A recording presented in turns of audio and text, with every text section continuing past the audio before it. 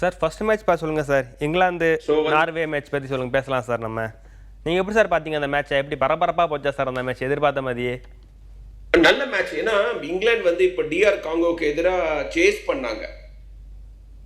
கண்டிப்பாக அவங்க கோலை கன்சீட் பண்ணிட்டு அதுக்கப்புறம் விரட்டிட்டு போனாங்க. ஆனா அதுல வந்து ஒரு 75 நிமிஷம் வரைக்கும் கோல் அடிக்க முடியல, ஈக்குவலைசர் அடிக்க முடியல. இங்க என்ன குரூஷியலான விஷயம்னா, ஒரு சைக்கலாஜிக்கல் அட்வான்டேஜ் இங்கிலாந்துக்கு என்ன கிடைச்சதுன்னா, ஃபர்ஸ்ட் ஆஃப் முடியறதுக்கு முன்னாடியே அவங்க ஈக்குவலைஸ் பண்ணிட்டாங்க. கண்டிப்பா இன்கேஸ் பிரேக் வரைக்கும் நீங்க ஈக்குவலைஸ் பண்ணாம செகண்ட் ஆஃப் ஆரம்பிச்சிருந்தாங்கன்னா கொஞ்சம் கஷ்டமா இருந்திருக்கும். அந்த அந்த சைக்கலாஜிக்கல் பேரியரை கடந்தாங்க. அதுக்கப்புறம் நீங்க ஜூட் பெல்லிங்கம் வந்து நான் உலகத்துல ஒரு தலை சிறந்த வீரருங்கிறத திரும்பவும் நிரூபிச்சுட்டாங்க. பேக் டு பேக் மேட்சஸ்ல வந்து 2 கோல்ஸ் அடிச்சிருக்காரு. அதுவும் கிளட்ச் கோல்ஸ். அவங்க அணிக்கு எப்ப தேவையோ கையை உயர்த்தி நான் இருக்கேன்னு டெலிவரி பண்ணிருக்காரு. Brilliant performance. வந்து இங்கிலாந்து வந்து இப்போ பிலீவ் பண்ண ஆரம்பிச்சிருவாங்க. கண்டிப்பா சார், நான் நம்பிக்கை வந்து உங்களுக்கு அப்படின்னு அவங்க நினைக்க ஆரம்பிச்சிருவாங்க. அப்போ சொல்லிடலாமா சார், இங்கிலாந்தோட ட்ரீம் நிறைவேற போகுது அப்படின்னு சொல்லிடலாமா சார்? நம்ம 2 ஸ்டெப் தானே, இன்னும் 2 மேட்ச் தான். ஸோ வந்து எனிதிங் இஸ் பாசிபிள். என்னை பொறுத்த வரைக்கும் இந்த 4 அணிகளுக்குமே வேர்ல்ட் கப்பை வின் பண்றதுக்கான வாய்ப்பு இருக்கு.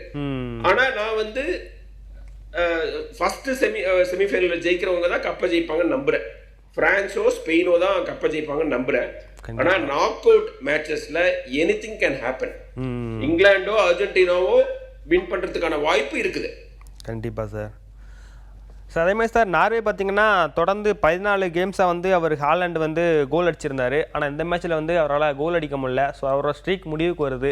இந்த தோல்விக்கு அவர் அந்த பெர்ஃபார்ம் பண்ணது ஒரு காரணமாக நீங்கள் பார்க்கீங்களா சார்?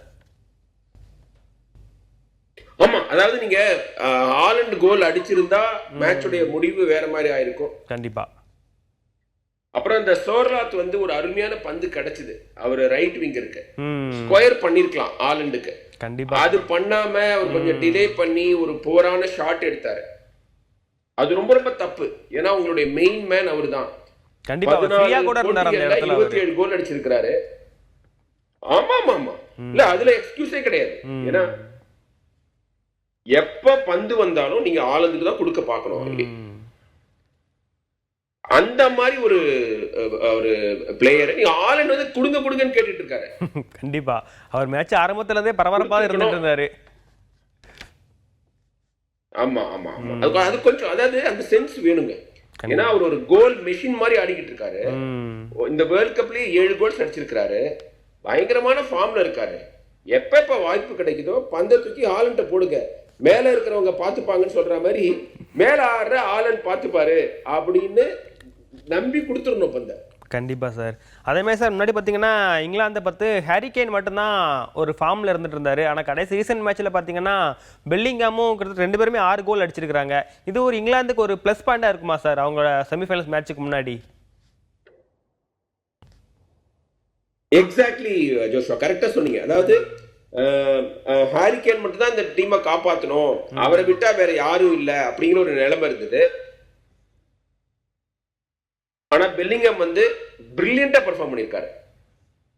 ஏன்னா அவர் ஒரு வேர்ல்ட் கிளாஸ் டேலண்ட். 21 வயசு தான் ஆகுது, மறந்துடாதீங்க. அவர் வந்து அவருடைய இந்த பெர்ஃபார்மன்ஸ் இந்த நாக் அவுட் ஸ்டேஜ்ல எக்ஸெப்ஷனல். ஹாரி கேன் எந்த அளவுக்கு இங்கிலாந்துக்கு முக்கியமோ அதே அளவுக்கு பெல்லிங்கமும் முக்கியம். அதுல எந்த சந்தேகமும் கிடையாது. இந்த மாதிரி ஒரு வேர்ல்ட் கப்ல 2 பிளேயர்ஸ் இங்கிலாந்துக்கு ஆடினதுலாம் கிடையாது. நீங்க பாத்தீங்கன்னா 86, 90லாம் கேரி லினேக்கர் மட்டும் தான் கோல் அடிப்பாரு. பெரிய சப்போர்ட் மத்தவங்களுக்கு கிடைக்காது. ஆனா இப்போ 2 பேரும் தலா 6 கோல்ஸ் வச்சிருக்காங்க. அதுவும் பெல்லிங்கம் கோல்ஸ்ல ஒன்னு கூட பெனல்டி கிடையாது. கண்டிப்பா அதுல அவர் மிட்ஃபீல்டர் கூட, அது நம்ம முக்கியமான பேசியே ஆகணும். நம்ம ஆமா ஆமா, ஃபேண்டாஸ்டிக் ஆட்டிடியூட். ஒரு சூப்பர் ஸ்டாருங்க. நம்ம வந்து இந்த வேர்ல்ட் கப் வந்து மெஸ்ஸி நல்லா விளையாடிட்டு இருக்காரு, ரொனால்டோ சுமாரா விளையாண்டாரு. ஆனா இந்த ஜெனரேஷனோட கிரேட்டஸ்ட் பிளேயர்ஸ் அவங்க தான். ஸோ அடுத்தடுத்த பிளேயர்ஸ் உருவாகிட்டு இருக்காங்க. எம்பாப்பே, பெல்லிங்கம், எர்லிங் ஹாலண்ட், இவங்கெல்லாம் வந்து மெஸ்ஸி ரொனால்டோலாம் ரிட்டையர் ஆனாலும் கவலைப்படாதீங்க, நாங்க இருக்கோம். வேர்ல்டு ஃபுட்பால் வந்து சேஃபான ஹேண்ட்ஸ்ல தான் இருக்குன்னு காமிச்சிருக்காங்க. கண்டிப்பா சார். அதே மாதிரி சார் நார்வேயோட அந்த செகண்ட் கோல் பார்த்தீங்கன்னா டிஸ்அலோவ் பண்ணிட்டாங்க. அதுக்கு என்ன சார் காரணமா இருக்குது? அது நீங்க சரியா எப்படி பாக்குறீங்க? அதை நீங்க வந்து எனக்கு பண்ணிருக்க கூடாதுன்னு நினைக்கிறேன். அது ஹார்ஷ். அதாவது ஹாலண்ட் வந்து எலியட் ஆண்டர்சனை தள்ளி விட்டாரு, ஒரு நார்வே கார்னர் போது தள்ளி விட்டாருன்னு. இந்த மாதிரி தள்ளி விடுறது, கொஞ்சம் புஷ் பண்றதெல்லாம் எல்லா கார்னர்ஸ்லயும் இருக்குங்க. இதுக்கெல்லாம் நீங்க வந்து இது கொடுத்தீங்கன்னா, அதை கேன்சல் பண்ணீங்கன்னா ஏகப்பட்ட கோல்ஸை கேன்சல் பண்ணும். நான் என்ன சொல்லுவேன்னா, கோல் கீப்பரை டிஸ்டர்ப் பண்ணா ஓகே. கோல் கீப்பரை நீங்க தள்ளி விட்டு டிஸ்டர்ப் பண்ணீங்கன்னா, கார்னர் வரும்போது, பால் வரும்போது அது பெரிய தவறு. டிஃபெண்டர்ஸ் இந்த தள்ளு முள்ளு நடக்கிறது வந்து சகஜம். ஒரு ஃபார்வர்ட் டிஃபெண்டரை தள்ளுறது, அவர் இவரை புஷ் பண்றதுங்கிறதெல்லாம் நடந்துகிட்டே இருக்கும். நான் என்ன கேட்கிறேன், அதே மாதிரி ஆண்டர்சன் வந்து ஹாலண்ட இதே மாதிரி தள்ளி விட்டுருந்தா பெனல்டி கொடுத்துருப்பாங்களா? 100% கொடுத்துருக்க மாட்டாங்க. கண்டிப்பா. அவர் வந்து ஹாலண்ட் சீக்கிரமா கீழே விழுந்துட்டாரு, அந்த புஷ் ரொம்ப ஹெவியா இல்ல, ரொம்ப ஸ்ட்ராங்கா இல்லைன்னு சொல்லியிருப்பாங்க.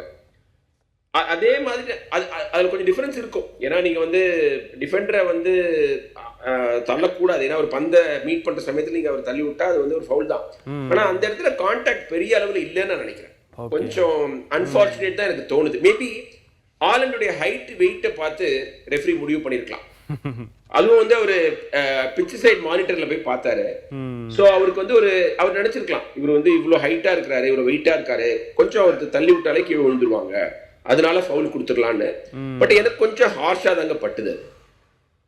Okay sir. அதே மாதிரி சார், நார்வே ஒரு கோல் அடிச்சிருப்பாரு, ஆண்ட்ரியாஸ் ஷில்ஸ்டாஃப் வந்து ஒரு கோல் அடிச்சிருப்பாரு. அது எப்படி சார் அந்த டோர்னமெண்டோட ஒன் ஆஃப் தி பெஸ்ட் கோலா நீங்க பாக்கீங்களா சார்? அதை வந்து நல்ல கோல். அந்த பையன் வந்து ரொம்ப சிறப்பாக ஆடிருக்காரு. அதாவது ஒரு 3 அசிஸ்ட் கொடுத்திருக்காரு, ஒரு கோல் அடிச்சிருக்காரு. பிரேசிலுக்கு எதிராக வந்து அவர் தான் வந்து 2 அசிஸ்டுமே கொடுத்தது. லெஃப்ட் விங்ல ரொம்ப சிறப்பாக ஆடிருக்காரு. நீங்க மான்சாம்பிக்கு அப்புறம் அதிக கான்ட்ரிபியூஷன் ஒரு யங்ஸ்டர் கிட்ட இருந்து அப்படின்னு பாத்தீங்கன்னா இவர்கிட்ட இருந்து வந்திருக்கு. அவர் வந்து பெல்லிங்காவோடய சின்னவர். கண்டிப்பா சார், ஒரு வளரும் ஸ்ட்ரைக்கர்னு சொல்லிக்கலாம். அதனால வந்து நார்வேக்கு ஒரு நம்பிக்கை. Okay sir. சார் அது அடுத்து பாத்தீங்கன்னா சார், அர்ஜென்டினா நீங்க வந்து ஷெல்டர் ரூப்போட பெர்ஃபார்மன்ஸ் பாராட்டணும்.